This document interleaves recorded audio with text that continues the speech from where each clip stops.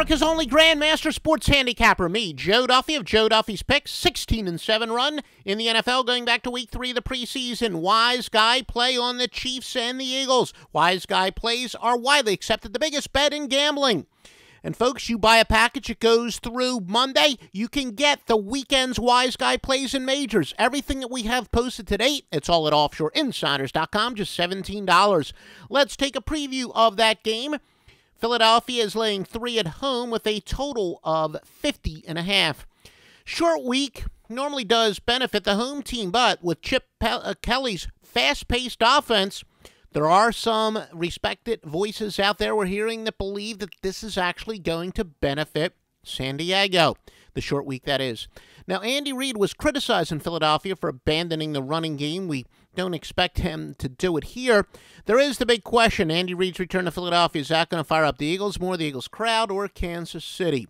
Never really got the sense from my many sources in Philadelphia that there's a lot of animus towards Andy Reid. Yes, overwhelming consensus was it was Andy Reid's time to move on, and people weren't happy with his play calling. But as far as any good old-fashioned hatred from the players or even the fans that'll give Philadelphia extra motivation, don't think so. Even some Kansas City players were quoted as saying they would like to win one for Andy. Now, both teams might be off of a little bit of a letdown, though, and perhaps for Philadelphia, having Andy Reid return, that will help avoid it, as each team had their new coach make his home debut last week.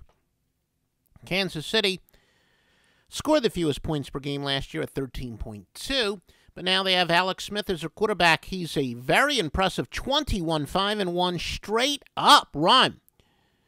Chargers managed to control possession for 2/3 of the game against Philadelphia, tiring out the Eagles' defense. Will that come into play on Thursday? Philadelphia's win over Washington looks less impressive after Green Bay destroyed Washington in Week 2. Well, now offshoreinsiders.com, going to take a look at some trends on this game. Kansas City is 11-4 in Week 3.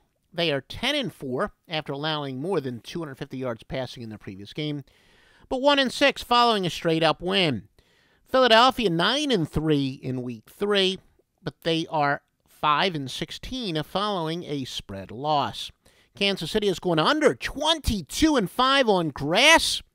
Meanwhile, Philadelphia is going over 22-8 after accumulating less than 80 yards rushing in their previous game. Philadelphia has covered the last 4 in the series. The power of 620 sports services behind each and every play.